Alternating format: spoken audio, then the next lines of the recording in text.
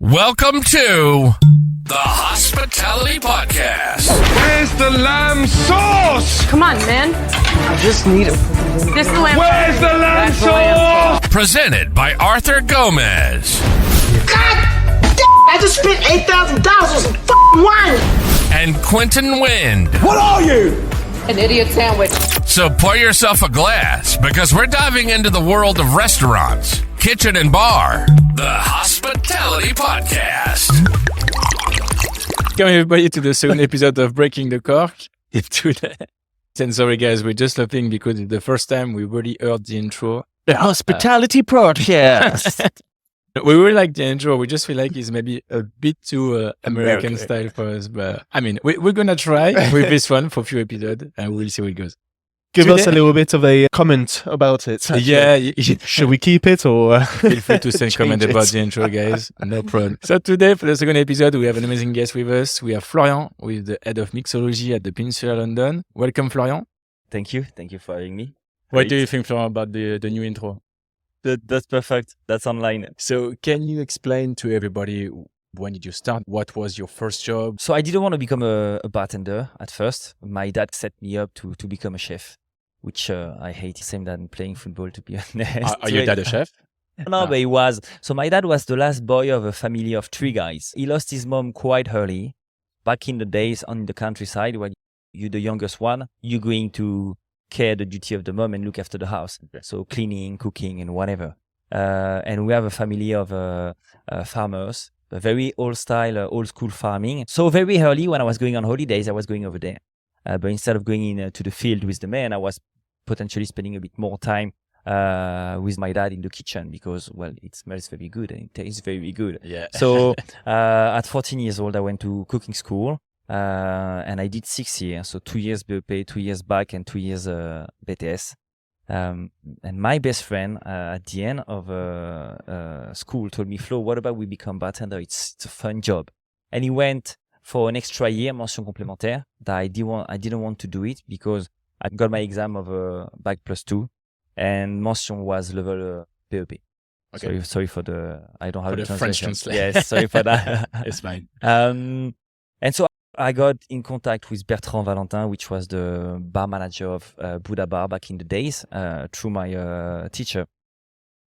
And I wanted to start as a barback, so the polish and clean and whatever, to start working in a bar. But he gave me a job of first bartender, cellar manager. So my job was a Monday to Friday job, 7 in the morning to 6, 7 at night. And I was in charge actually of the logistic of the bar. So I was supporting him in everything related to the bar, but making cocktail. Okay. So I was ordering wine, I was ordering spirits, soft. I was organizing the cellar. I was managing a commie. So I was 21 years old. It was so interesting. I was looking at cost. I was understanding how the business works, how much money we had to make. My boss was huge about wine. So this is where I started to discover the world of wine with champagne, red, white, whatever. I was in charge of ordering the glassware, everything related to the bar. I was doing the service for lunch, and the afternoon I was doing some prep for the bar. And so at night I was going. So this was my life for the first year and a half in Paris. And after that I wanted to go behind the bar. And the deal for me to go behind the bar was to keep my job at day. And then you allow me to work three times a week, I believe, if I remember well, at night. So double job. Yeah, so I was doing a lot of hours, but I was young. But eventually I learned a lot. And actually this first job was amazing because it took me quite a bit of time to enjoy being a bartender because I started to work at night. So my routine changed completely. And I didn't have any more responsibility because I had the level of a commie. Even if I was a plus a bartender with responsibility during the day. So I needed a bit of time to adjust. And so eventually after those 2 years, I moved to Sydney, which was great. It was very good. I started to work in a bar called Pelicano, which was managed by Jean Munoz, which is an ex-Buddha Bar guy. So we ended up being 4 ex-Buddha Bar guys working in this business.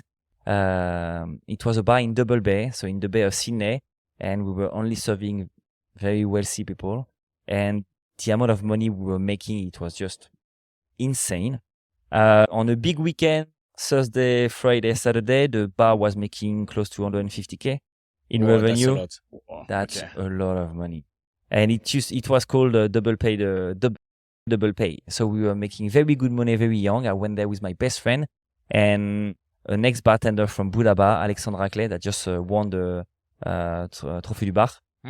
Called me and say, Flo, what's up? What you doing? I'm with Budapest. And I was like, look, it's been 2 years. I'm getting a bit tired. I want to change. And I just got a ticket and I went over there. My best friend followed me. So we did a year over there, very interesting. And I started to work for Merival, which is a massive company. Merival, they've got, I think, now something like 60 to 70 businesses in Sydney. And so back in the days when you got a working holiday visa, you were only able to work 6 months in the same place. So after my 6 months at Pelicano, the bar with Jean Munoz and the Buddha Bar team, I moved to one of the bars at Merival. I did 6 months. Went back to France to work at Buddha Bar as an assistant bar manager. So I was 24 years old. I was very young. And after 3 months, I decided to leave because I think it was not the right opportunity for me. And I'm glad I left because I was just too young. And this is where I learned the difference between having the potential and having the maturity of. And I was just way too young to have a job like this. Even if I believe I had the potential, but it was just not the place I was meant to be at the time. And so I went back to Australia. I was kind of in love with someone, very tricky plan. So I went back with a tourist visa. And after 24 hours and 30 minutes of travel, I spent 6 hours and a half in custom. Very interesting part where they checked everything from my life, which was very interesting. Phones, computer, bank account, called my boss, called my mom, called my girlfriend, called my friend. After 6 hours and a half, they released me. And I quickly jumped into a student visa, which a lot of people do. But I went back with the girl. So that was my mindset. And after three days, actually, I ended up the thing because she was seeing someone else, which is part of life, you know. And so got to school. I had 4 jobs at once for 3 months in a row. So I was working morning and night every day because I needed to make money. And after 3 months ish, I got sponsored with Merival because before I left the first year, I got a good talk with the head of bars over there that told me, Flo, if you come back, just give me a call and we'll see what we can do. So I got quickly sponsored. I stayed a year and eventually I left. So I worked at Palmer & Co for this year, which was a bar in the 50 best. Amazing bar, speakeasy. You had 3 bars in the same bars. The amount of people we were seeing every day was just insane. So again, very tough experience because as I was sponsored, when you got a sponsored back in the days, you were just working so hard. So my shift was 11 a.m. to 4 a.m. every day.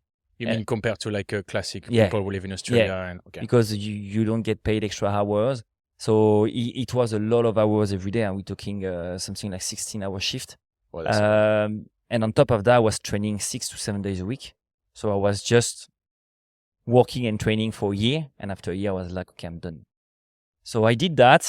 So when you sponsored as a supervisor, which is a kind of like fake title, yes and no. You're mostly a bartender and sometimes they give you responsibility if you want to take on. Okay. I had good fun in Paris, a bit of fun in Australia, but mostly my life evolved around the work. Then I decided to do a small trip, finally having a bit of holidays. I went to New York for 3 months to see one of my best friends back in the days. So I got a fake green card to be able to work for 3 months. Quite fun. So I worked in a few places left and right. And after 3 months, I decided that it was not worth it for me to stay illegal and work over there. And so I moved to London and I started to work at the Zetterton House in Clerkenwell quite quickly, which been number 1 award with Tales of the Cocktails, been ranked 50 best. Amazing team. And this is where I finally learn how to make bespoke ingredients myself and understanding the vision of putting your identity into drinks and putting your mindset into it. And this experience completely changed my life. So just a quick break. I'd like to take a minute to say a big thank you to our sponsor for today's episode, which is workforce.com. They are the market leader in labor and HR tool on the market for hospitality businesses across the UK and Europe. Workforce is helping organizations to give their managers the info to make their best data-driven decisions. You can routinely hit wage revenue targets by slashing labor costs and integrating your till system. Now, one of my favorites is stopping the weekly Excel spreadsheet slog and turn payroll into a 5-minute job, ensuring that everyone gets paid correctly every time. Additionally, never manually calculate how much holiday your staff are owed again, which includes working out the average leave allowance for you. Also, improve staff retention by using the engagement boosters. Now, I've been using workforce.com for the past 4 years for both of my businesses, and it has saved me so much time and hassle. So is your staff management process just more work than it should be? Then join workforce.com now. Now, back to the podcast. Today, I'm a director of mixology at the Peninsula. So my role was, because it was an opening, the Peninsula, that's been in the process for the past 10 years. My role was to create the entire beverage program. So it goes from the spirit selection to the cocktail menu and everything that can be related to that. So from menus to hiring a team, training a team, and setting up the full vision, basically. So I've been in charge of this until the opening date. And for the past 5 months now, my role has been mostly to support the team for the operation on an everyday basis, which is quite challenging, but it's good. Yeah, that's good. It's very good. Is it like your second experience? What did you do before that? So it's my second opening in the row. So I did one a year ago. So previously in Paris for Cheval Blanc, which is a luxury palace hotel from LVMH. So we opened the 5th one in La Samaritaine. Nice. In the Pont Neuf, so in the heart of Paris. Same style of opening. It was quite expected by the people because it's a building that's been closed for 15 years. And La Samaritaine was pretty historical for Parisian. So same deal, same game. Big team, over 30 people, many bars to open, many bars to run every day, which again was very interesting. I advise people to at least try an opening once because you will never see a business the same way. But the beauty of an opening is that it gives you the chance to set up the first page and really write it the way you want, instead of coming into a business and having to adapt yourself to what's being done and trying to, okay, what do I have to correct? What do I have to keep? And which direction we're going to give? When you do an opening, you really start from zero. I believe it's very important, and especially nowadays in the hospitality business, it's not the vision of only one person, but I work with a lot of people. And I believe when you have position like this, it's very important to be considerate of the people you hired and the people that with you in the team. Because eventually it's not the dream that you can make happen by yourself, and it only becomes great when the entire team is involved, which is also a challenge, but it brings a lot of interesting talk, development, or whatever. So it's quite great. And would it be a third opening, or would you rather do your own bar? I think a few months I said was the last time I do an opening, but I think after the first one I say the same because it's very violent, or at least the one I did, because I only opened big places. I don't know what it's like to open a smaller business. But opening palace this size with people to manage and this amount of business coming through at first, and I believe this is what's been the hardest to manage. It's like the minute you open the door on the first day at the Peninsula of Cheval Blanc, we've seen 400 people through one bar. And so you talk about volume, you talk about consistency. And when it's every single day like this for the first year, it's exhausting. And you need to learn how to manage this on a daily basis. Do I need to support the team every day? But if I do that, then I stop carry my duty and what I'm paid for, what I've been hired for, and finding the right balance in those moments can be very tricky, because eventually if you don't look after your team, if you don't support your team during those very hard first months, well, then if you don't have any team, your job is useless. And being a manager, your role is to support your team at first. So it's a decision that needs to be taken and endorsed. But eventually, I don't know, maybe if one day I open a business, might be mine, so we'll have to do another opening. But I don't believe I will do another big opening like this because I think I did enough, and I proved also enough to myself that I was able to do it. To give us a bit of a perspective about your role as a mixologist, can you give us some broad ideas on your responsibilities, what you do on a day-to-day basis, just so that the audience can get an idea of what you do? So I'm involved into the hiring. So the beauty of the Palace Hotel is I was only focused on the bar part. And I believe when you open your own business on a smaller scale, you need to look after everything. So I cannot compare to that. I don't need to look after laws or anything related to the everyday life of a business in a palace, because you have a lot of department. My only focus was the bar, which makes actually the thing quite easy in a sense, because it's something I always did. So I'm involved into the hiring process. So finding the right people that's going to fit to our mindset, which I think is one of the biggest challenge, to be honest, nowadays, because what's going to make the place successful, it's your people. And so finding the right people that's they're going to match with each other, they're going to understand each other, appreciate each other, and support each other when times becomes difficult. This is the key. So you need to make sure that the people you hire, they have the same mindset. They have the same, not the same skill, but a similar personality. And me, I always look for kind people and motivated people. This is my goal. Because having people that are kind, I know they will carry and they will be sensitive to people around them. And so to look after guests is extremely important, but also to look after the team, it's important. You need to have people that care for others. And this has always been my priority when I hire people. Kindness to me is the most important. And then it's how people are motivated. And if I have someone that are extremely motivated, that wants to learn, want to be part of the team, and I know he's going to dedicate himself 100% to the project, because it's a hard project, and I always put all the cards on the table. I don't lie. I always say opening is hard. It's going to be a lot of hours. It's going to be a lot of extra hours, extra days of work. And it's also the beginning of a relationship between them and myself. And so I believe being a good leader and a good manager, it's to be true and to be fair. So this is the first thing that took months, actually, because we had a lot of Pentalent days organized. So you see something like 50, 60 people a day. And sometimes you find only one person. Sometimes you don't find any. When it's great if you find 2 or 3. Yeah. And for the Peninsula, the teams are quite big.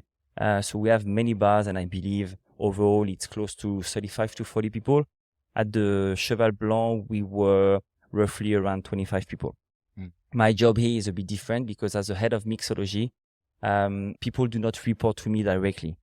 I'm in charge directly of the lab team because we have a lab where people, they work every day to ensure the prep. So it's roughly 80 to 90 hours of prep per week. So it's a lot of work. But our vision for the bars is similar to a chef. And I really believe that the more you do yourself, the more you control what you offer and the better quality you can give instead of buying syrup or whatever. We rather making them. And so we can offer better quality. So that's one of the first thing. And the second thing, the biggest thing, is creating the menu and then the training plan. The training plan is something extremely important because eventually you're going to take your entire team through this program and you need to bring everyone on the same line for them to understand what's going to happen the first day of the opening, how the operation is going to run, and what we want to bring. So you bring the vision, you bring also the dream of what we're trying to achieve. And then you get to the pre-opening part. Again, I've been very lucky because for both businesses, Cheval Blanc, we did 7 weeks of pre-opening, which is huge, which means for almost 2 months, every day you practice. So the day you open, it's like a normal day. Right. You got rid of all the little problem or card machine problem that often happen. And actually, the first day we opened a Peninsula at Little Blue, we were not able to take payment for the first 3 hours. Oh, that's not good. Everything happened this night, but still, it's a massive chance to have this amount of weeks. Because on top of that, you try the menu, but the food menu, you try the wine, you try the cocktail, you try the spirit. So a lot of things comes to your head, meaning that, oh, this actually doesn't make sense. We have time to change it. Oh, actually, we realize that the menu, the quality is not good enough. Let's change. Oh, the paper is not good. Oh, we print in a lot of things you can figure out. So by the day you open, you're more or less ready. And the 2 opening that I did, by the first day we opened, we were running quite smoothly. Okay. The hardest part on both opening, as I said before, was the volume of people, which was quite insane. And no matter how hard you prepare, on the pre-opening stage, you are not trained to receive 200 to 400 people in a day. You do small training of 20, 30, 40, 50 people, but you never do a 12-hour operation. You train on a service of 2-3 hours. But anyway, still give you a very good insight. But that's been the only very hard part, is the amount of people we've seen. Just to come back a bit on what you just said, you talk about the lab, the prep. Just for the people who don't really know about all this industry and how bars is working, can you explain just what is the lab, what is the prep you're doing before definitely. lunch? So we have full teams for the bar, and on top of it, finally, for the first time for me, we have a team, we have a lab team at the Peninsula. Okay. If I give an example, when I was at Cheval Blanc, we had a bar program that we call. The bar program is going to take everything you make in-house for the cocktail, classic and signature, which can be a lot. So for the classic, we will go by making or rectifying tomato juice. We're going to do a fresh ginger juice every day. We're going to do fresh eggs we buy organic free-range eggs that we break every day to have a very good egg white. Mm-hmm. We're going to do a fresh, clarified, rectified lemon, grapefruit, lime juice every day. Sometimes twice a day, which a lot of people do not realize, but it takes a lot of time, especially when you have a big volume. But the difference and the impact on the classic cocktail is massive. So we go from all those classic preparation up to grenadine syrup, raspberry syrup, strawberry syrup, whatever, up to the more geeky preparation that we have for signature that can go from a liquor that's going to englobe like 13 preparation that we finally blend. So just to make this liquor, it takes a lot of time to develop, but it also takes a lot of time to make. And because it's liquor made on site, we have to make it every 4 days. Okay. Wow. So liquors, cordial, other syrup, fresh coffee for an espresso martini that we texture, that we rectified, salt solution, we have different essence or tincture that we do. The goal is not to get geeky and do a lot of things. We do what makes sense for us. Yeah, I give you an example. If tomorrow we can buy a better Orgeat grenadine syrup, we're going to buy because it takes time. If I want to do homemade grenadine syrup, we buy fresh pomegranate that we juice, we clarify, we sweeten, and then we vac pack, and then it's a standing order that we give to the bar every 5 days. But to make this prep, you roughly need an hour and a half. And so when you have something like 100, 120 preps to do weekly, it takes a lot of time. And so we have 2 people that are in charge of making all those preparation available for the bars. So the bars, they can make all the signature and classic cocktail every day, which is a huge comfort. I mean, today you work at the Peninsula, you work at the bar, you set up the bar, but you go in the morning and you go to the lab and you pick up your requisition and you have everything in sous vide bags, and you just take it upstairs, you do your prep, and then you can make the drinks, which is great.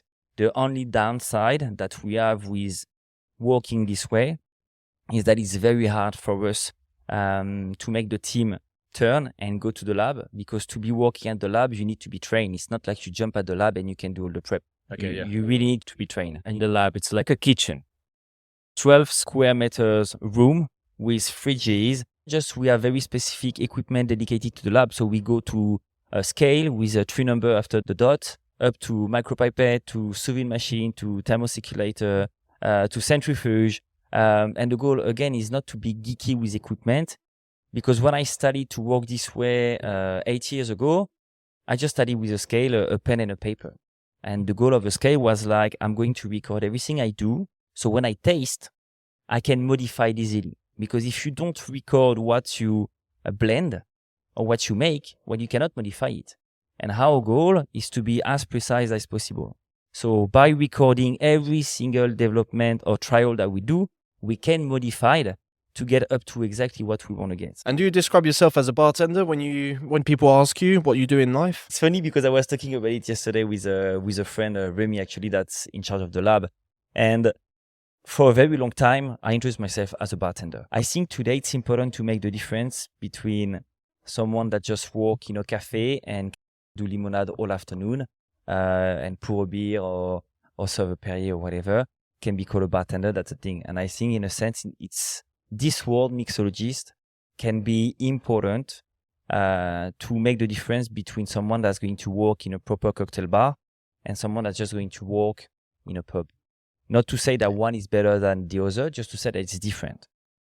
The problem is, like, I believe, again, mixologist, this word's been a bit abused and used in so many cases for no reason that even me, for a long time, I was kind of like adapting the term because I was like, yeah, at the end of the day, I'm a bartender.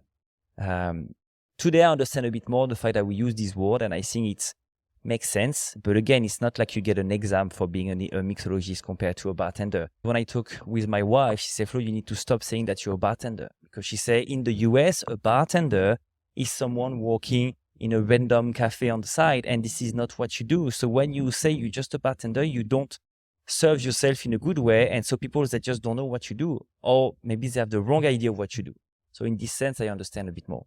Okay. Yeah, because basically the mixology at the beginning is like the science of making cocktails. Of mixing, right? yes. Okay. But yeah, and the job evolved so much for the past 10 to 15 years. But I remember my first experience in the world of mixology, actually, because I studied in the Buddha bar when I was 21 years old, and it was a top 3 best cocktail bar in the world. It was the early years of the mixology. But compared to my experience in 2015 working at the Zetterton House in Clare Kenwell with Tony Conigliaro, that had a monster lab of 200 square meters. And you had chemists working in this lab and people coming from perfume or whatever. They were very key on understanding how this flavor compound, how this flavor is going to work with another one. It was a very completely different world. But when you start working over there, you understood that, oh, I can make this myself. And when you start making your things yourself, then the job changed completely. Yeah. Okay. Do you think you can have like a very good career as a bartender and having like a very healthy life? Do you think it's possible to have both? I think so. And I think I'm a good example because yes, I've been out. Yes, I had fun. But compared to my best friend, I'm years from that. But I had good fun. But I think I've been good enough. I would say I've been a good boy because I invest a lot of my time at work to make the most of it. So I always work very hard. I always very hard to be the one doing the extra hours, learning a lot, buying books, reading, just being obsessed with the job at performing. And so, yes, I believe you can make very good money and you can be successful without being famous. And you can travel a lot. You can have a healthy life at the same time.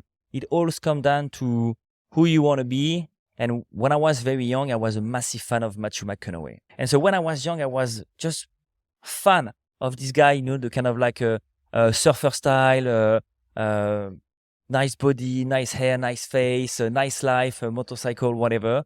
And I was like, okay, that's a good goal. And so I trained very young. I'm also a massive fan of hip hop, especially jazz hip hop or conscious rap from the late 80s, early 90s. And so you see a lot of people that they do a lot of gym, Yeah.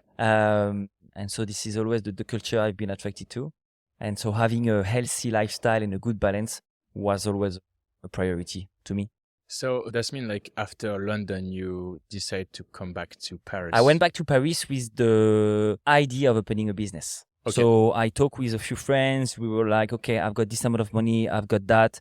Let's try to make it happen. During this time, I got my first job as a head bartender at the Prince de Galles, which is a luxury 5-star hotel in George V Avenue.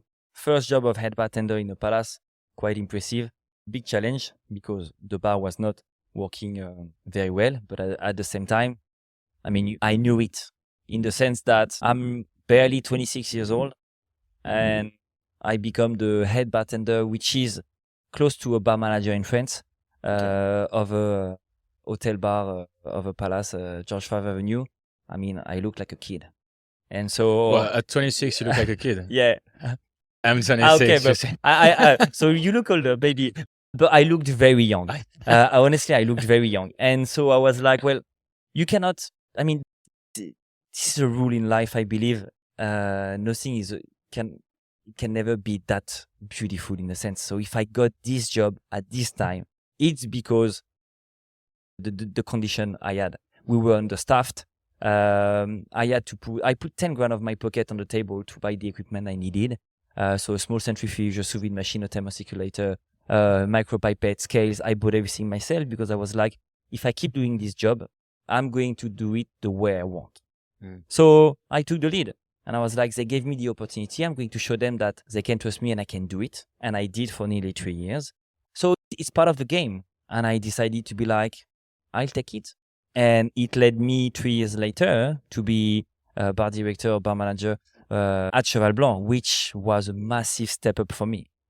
In terms of money, can you give a broader idea of what's the salary as a mixologist or as a professional bartender? So 26 years old in France at Prince de Galles, if I'm not mistaken, I was making, I think, between 2.8 or 3K a month, which in France, I was very happy, to be honest. I saved quite a bit of money. I was living alone. I was living in an apartment and my rent was 400 or 600 euro a month. And so I had 3 amazing years. I was off Sunday, Monday. I made a lot of friends. It was cool. And so by the time I arrived at Cheval Blanc, I studied at 54K a year and I moved up to 60K a year. I mean, it's a pretty good salary, to be honest. And moving on, we've seen you've wrote 2 books, to name them, The ABC of Cocktails and The Cocktail Book. Can you tell us a bit more about your book and what inspired you to write them?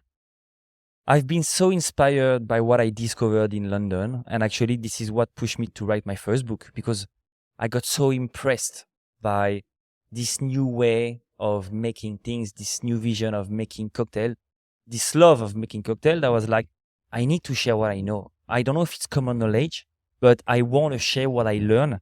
I want to share all the technical things that I learn, how to make this, how to make that, and the vision. Because at the end of the day, and I always say that to the team I work with, a lot of people, they were obsessed with having the new recipes made by Tony, made by this bartender, whatever.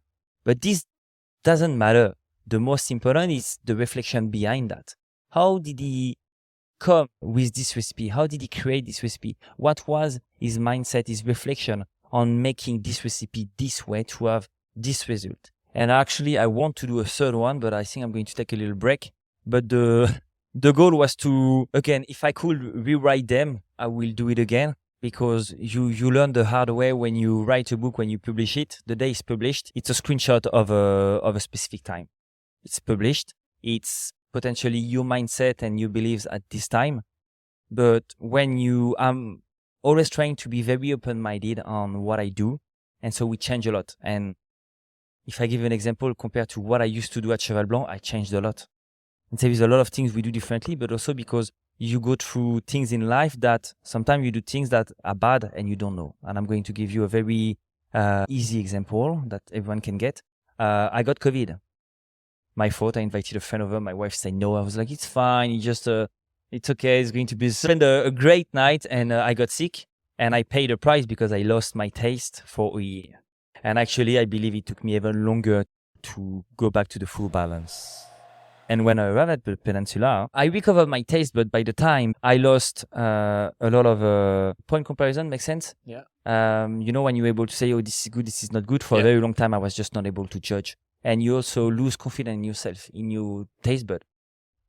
Is what I'm thinking is right, or I'm not back yet?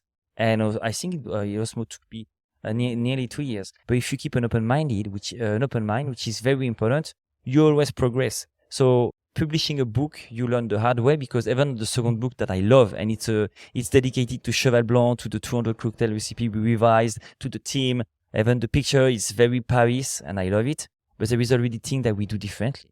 So the first book is the cocktail book, actually. So this was not the name I wanted to. And again, I wrote the book fully while I was at Prince de Galles. I didn't know how it works to work with edition or whatever.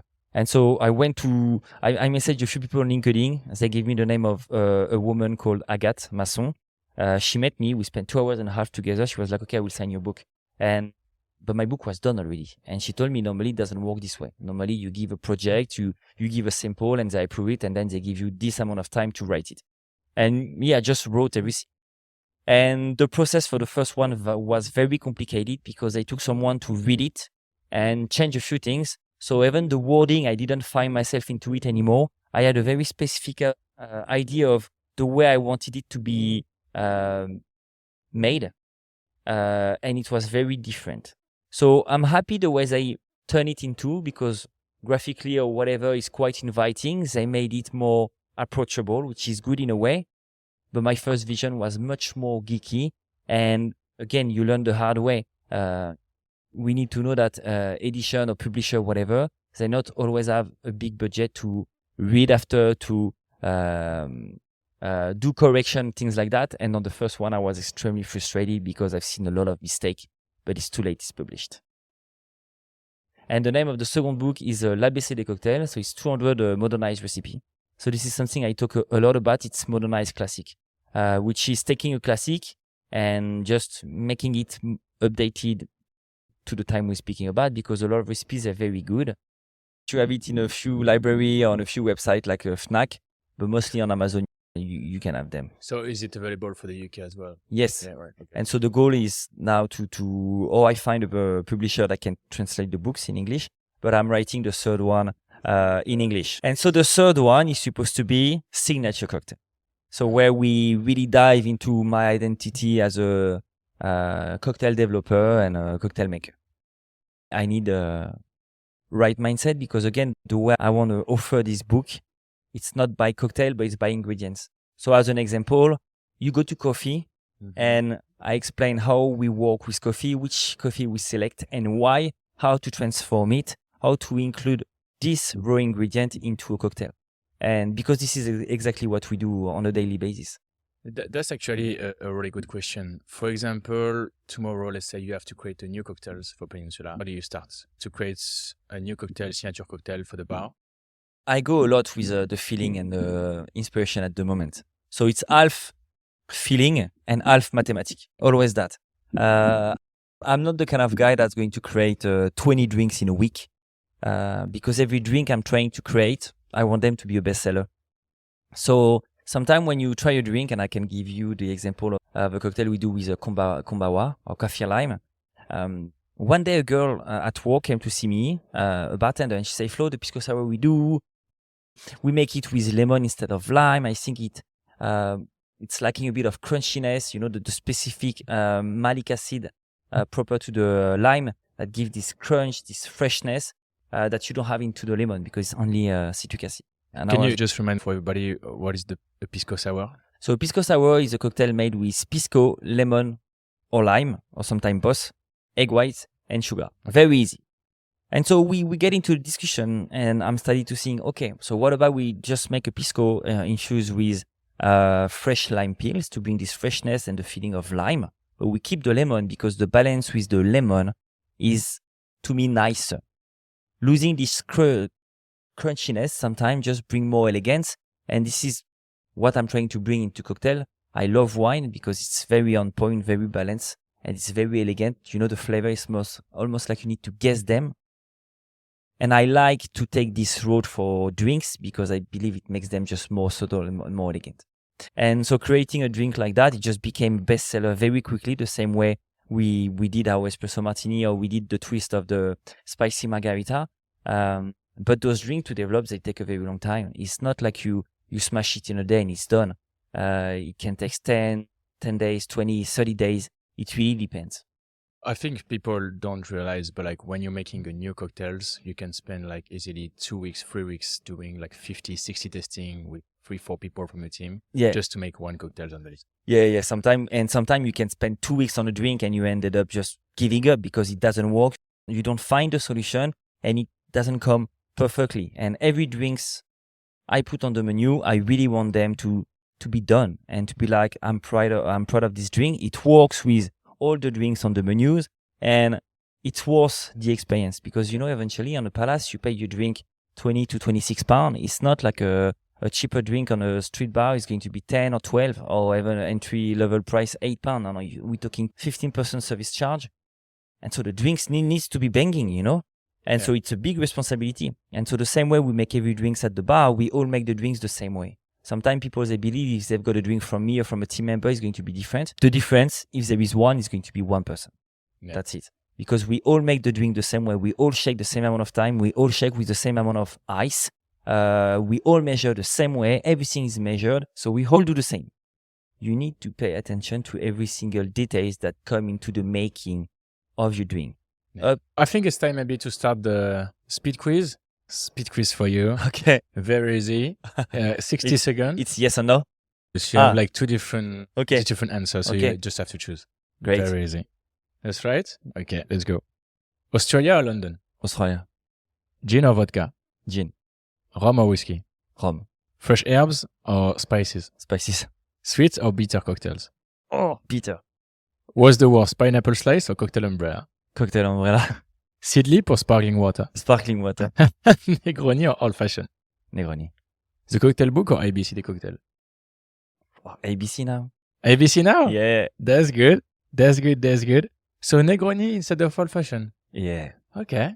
Interesting. You're not a big fan of old fashioned? I love old fashioned and I believe we modernize our recipe by making a soft brand sugar syrup and doing an amazing mix of bitter and changing the whiskey. And now we use Ezra Brook, which is amazing. And so I really love it. Yeah. But eventually the feeling that the bitterness gives you, this aperitif style feeling that unbeatable. Thank you very much, Florian. Thank you very much for your time. Thank you. Thank you very much also for the inspiration you gave to our audience. And for you guys who also are in hospitality and you'd like to feature on our podcast, please don't hesitate to DM us on our Instagram. Also, please follow our page on Instagram. And if you want to listen to the podcast, we are on all major podcast channels such as Spotify and Apple Podcast, Google Podcast, and all the others. Arthur, what else do we have in the making? I think that's it. The next guest is going to be someone from the wine industry. Something very exciting. So looking forward to it. We're going to drink more wine, obviously. And more wine, as always. As always. Great. Thank you very much, guys. Thank you for listening. See you to the next episode. Bye-bye.